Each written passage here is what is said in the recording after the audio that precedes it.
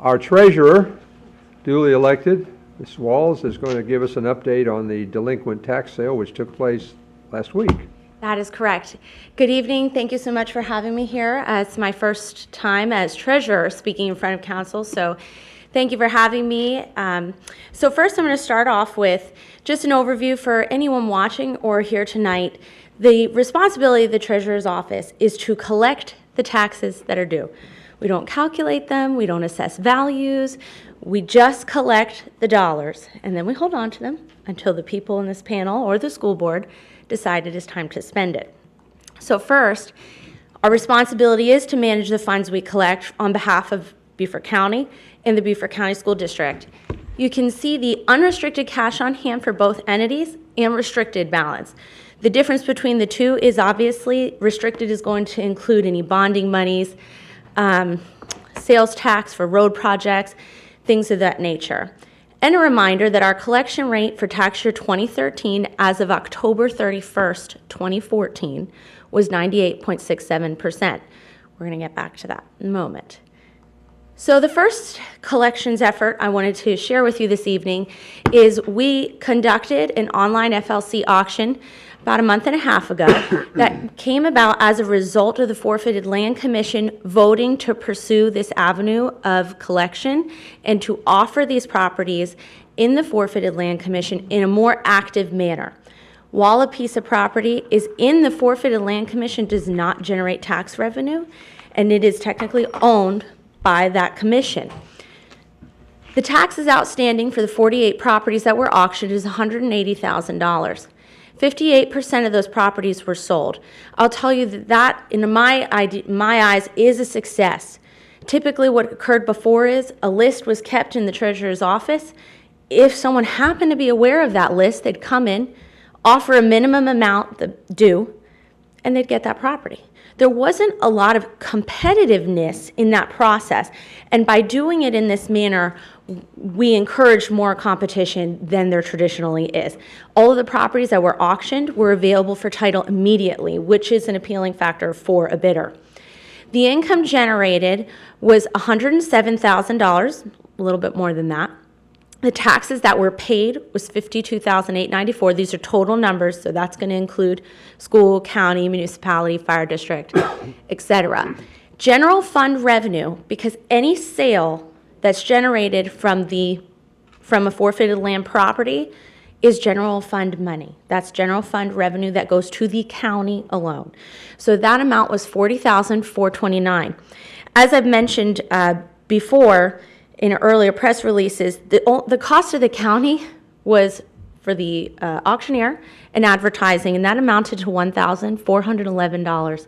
Any other related costs were paid by the bidder. So not only did they bid on the properties in our commission, they paid a premium on top of that to gain that property. The next program that we have utilized in the past is the set-off debt program. On May 20th, 2013, Council, in their wisdom, passed a resolution that permitted the Treasurer's Office to utilize the Set-Off Debt Collection Act. This program is administered by our tax collector and allows for the collection of delinquent property taxes via garnishment of your South Carolina income tax refund. We have put various property types in this program. In the first year, we just did mobile homes. We collected in 1 week $105,000 approximately. That was last week alone. We sent out 15,000 letters this year, making more than just mobile home properties. These include watercraft, rentals, furniture, fixtures, and equipment, all types of personal property. There were 368 delinquent accounts that received a letter alone just last week. What's interesting to note is this is the third year we're doing this program. In total, the first 2 years, we collected $120,000. In 1 week, we have collected almost the same amount as we've ever collected in the program.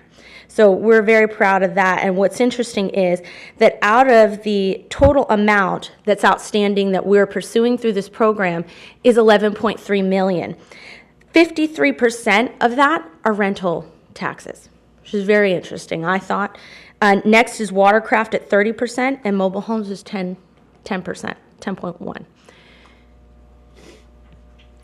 So now we're going to get into our last delinquency collection effort as far as real property goes.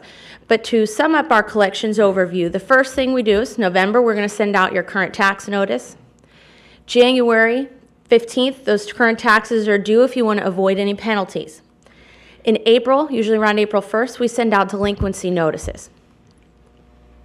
In May, we set out certified notices exactly 30 days after those delinquent notices are sent.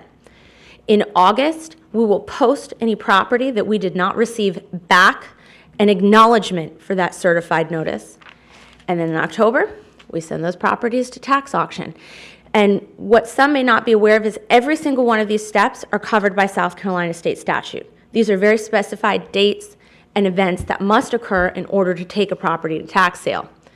Some common terminology before I get into the data is a forfeited bid, which is a bidder that won a property and then decided not to purchase it. There is a $500 fine for doing that because it creates, obviously, the lost opportunity to auction that property. Forfeited land commissions, the committee that takes custody of that property if it does not receive a bid at the tax sale. Add-on properties are properties whose delinquent taxes are paid by the sale proceeds of another property owned by the same taxpayer. So if you're an owner and you have 5 properties that go to tax auction, and the first one is auctioned and garners enough of a bid to cover the taxes on the rest of the properties, we skip those properties. So that delinquent owner is not losing title to those 4 out of 5 properties. An overage is the amount that the winning bid exceeds the taxes that are due. Beaufort County and the Treasurer's Office is not entitled to those funds. That is returned to the delinquent owner should they lose their property. So an overview of this year. This is the 3rd year we have done an online bidder registration. We had great feedback. The new bidder registration form was incorporated into our website, so we were able to download data files of the bidders that registered. We imported them right into, IT imported them into the tax sale software. It was a very seamless process this year, which worked out really great. As again, the deed preparation fees, which are charged by the Register of Deeds office and Hilton Head in particular, some specific ones, were collected through the winning bid. And I want to take a moment to just thank the departments that we partnered with to make this event happen. Your IT department, DSN. We have a great relationship with DSN. They offer snacks and beverages to our attendees, which is great for their clients, as well as, our community gets to learn more about their department. Facilities, maintenance, public works. I mean, you have no idea how many people, the broadcast channel and communications, everyone that sits at that table to discuss everything that needs to happen in order to make this event a success. It is not done by our office alone, and I just want you to know that they really did a phenomenal job. Every year, we send out a bidder survey. What did you think? And some interesting things I wanted to share with you. This is the 2nd year. I don't have final results because we're still getting them back for this year. But last year, let's start with this one. 42.86% of the individuals bidding, so this was 33 people that responded saying they were bidding on property to own it. There's been a misconception, I think, that a lot of people come because they're big bidders on behalf of a bank or a large entity that just want the interest. That was absolutely not the majority of who attended the tax sale. The next largest category was bidding as an individual for investment return. In both cases, they were individual people that were interested in coming to our tax sale, not professionals. In most cases, so let's see, a total of 33%, our tax sale compared better than other tax sales other individuals had attended. And the last one is, using the survey that we took last year, we were able to provide up-to-date reports the day of the tax sale. We updated our website daily leading up to the tax sale, and we were able to satisfy every data request that was on last year's survey for this year's tax sale. Why is this important? When we can respond to the bidders that are coming to our tax sale, we're going to garner more interest in the auction of these properties, which you will see why it is so important. One of the last things that was requested, and I have to thank our IT department and our GIS department for making this happen, was an interactive delinquent tax map. As we proceeded in the weeks leading up to the tax sale, our public and the bidders, whatever they may be, was able to go to our website and see a delinquent map with a pin for every property that was slated to go to tax sale, and as the accounts were paid, those pins dropped off. This was very cool to do. What made it even better, when you clicked there, you could see, and this is an example, this is not a property that went to tax sale. This is an example of a property, what you can see. However, right here, in the past, our office has never been able to figure out how to link directly to that account online. So if you saw this property on the map and you wanted to pay it, you had to go backtrack, figure out, okay, how do I pay it? You're going to call the office. Our GIS department wrote a app. I'm not going to tell you I understand all the details of it, but they wrote this app so that that link, if you clicked that and you were that taxpayer or you were the mortgage, you could click that link and it would take you directly to that account. No more searching, no more looking or having to call the office. So it was very responsive. We got a lot of really great feedback about that, and I want to thank them for their assistance. So it's not all about the day of the tax sale. It's about the days leading up, because we actually collect more money the days leading up to tax sale than actually at tax sale. So the total collected during posting was $1.8 million. And there you can see there the breakdown for the schools versus the county. Where am I here? Okay. Now, the total collected during advertising was 1.3. So in total here, the weeks leading up to the tax sale, we collected a total of $3.1 million just from properties that were slated to go to tax sale. The properties posted, we pay for every property that's posted. We had 276 properties in less than the prior year. And for advertising, the first advertising is always the largest. And as we go through the three total advertisings each week, it gets less and less. We had 320 less first advertising than the prior year. I want to tell you these are all very good indications over last year that we had more current collections.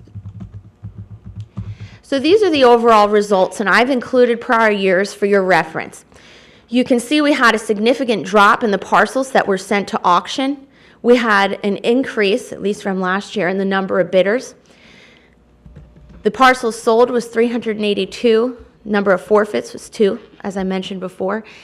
Both of those bidders did pay the fee, and thankfully we were able to re-auction those 2 properties, and they were sold, so they did not end up in the forfeited land commission.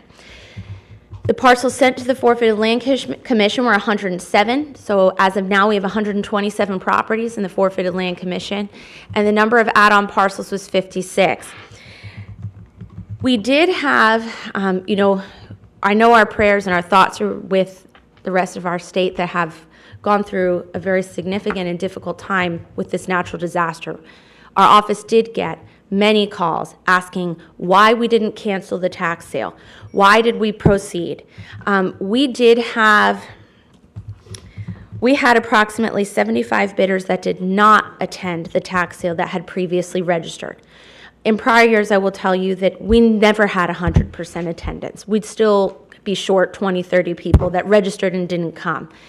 We made the decision, of course, to conduct the tax sale because our county was open for business that day, and it would have cost our county a significant dollar amount, including additional advertisings, if we were to move that date. So that is why we kept it the date that we did. Total bids collected was $12.5 million. The total taxes that were due and collected that day were $687,000, which leaves a total overage, potential overage for delinquent bidders if they were not to redeem their property of $11.8 million. And if there are any questions, feel free to interrupt me at any time. What I found interesting, and the add-on properties, usually when you have high volume, high dollar bids, you're going to have more add-on properties, meaning the bids are going to be high enough where they'll satisfy the taxes on multiple accounts rather than just the account. In prior years, we had about 16 to 22% range. It's not something we can predict, but it is an indication of how much overage there is going to be if the property is lost, as well as how many properties are actually paid for in the tax dollars that are collected. This year, we had 9.9% of the properties become add-on parcels, as you can compared to prior years, which was 16.6 and 22.4. And this will factor into what I am going to be sharing with you. So the total collection rate as of Friday, I will provide another one as of October 31st, but as of Friday is 96.98%. I mentioned that tax year 2013 was 98.67%. Obviously, this is less. In our determination of what would cause this, we had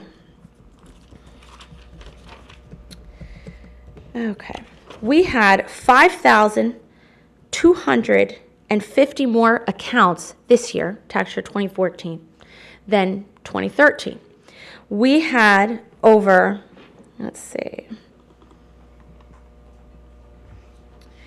where am I looking here? I'm sorry, here we go. Taxable value, we had $30.6 million more dollars in 2014 than 2013. We had 32 more aircraft that were just added in the past few months. So this is not just dollars that were generated or tax bills that were generated in November. This is any tax bill generated at any time. That amounted to $76,000. And we had $3.94 million in total tax charges in 2014 than we did 2013. So we did have a significant increase in not only dollars that were billed, but also taxable value, which would be a factor, as well as the timing of when those bills are generated in that collection rate. Which leads me to our goals for 2016. I'm not happy with that collection rate, and I don't think any of you should be either. It needs to be higher. Well, what can we do to make that happen? Because we're already utilizing the tax sale. We are already utilizing the debt set-off program. We want to increase our payment method options. For this annual tax season, we'll be implementing payment by phone. Hopefully that will make it more easy for our taxpayers to pay. We are investigating the ability to do mobile cashiering units, so we would not just be collecting funds necessarily at our 3 office locations. We'd be making ourselves, whether through a kiosk or an actual body, in alternate locations at alternate hours to increase our services to the taxpayer. And item number 2, and I think this is the most significant because it hasn't been done in the Treasurer's Office for quite some time, is the auctioning of personal property. Out of the dollar amounts that I looked at to calculate our collections rate for tax year 2014, the unpaid accounts, the 25 largest,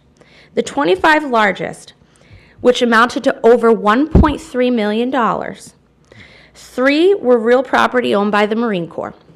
That's just stormwater only. I don't think we're going to be getting payment from them anytime soon. The remaining, there was one aircraft, and that was created on September 1st, that tax bill, so we have yet to pursue collection on that. The remaining were all merchant accounts. Over $1.1 million were merchant accounts. The majority of the top 25 largest unpaid accounts were not real property.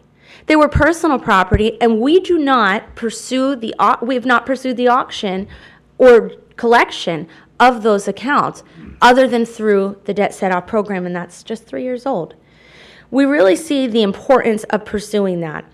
We will have a documented process for how that is going to occur with, of course, guidance by the county legal department, but 49.8% of all the outstanding paid accounts is personal property, not real property. And it takes a lot to go after those dollars, but it's a lot of money. Just the merchants alone are $3.2 million in total. And then the final thing is we will be issuing motor vehicle decals in the office. We were slated to have a tax software upgrade this year that has been delayed, unfortunately, which is nothing we can't handle. We're just going to revert back to this service being done in the existing version that we're on right now. So we have big things planned for next year. I'd be happy to take any questions or feedback that you may have. All right, thank you so much. Okay, thank you very much.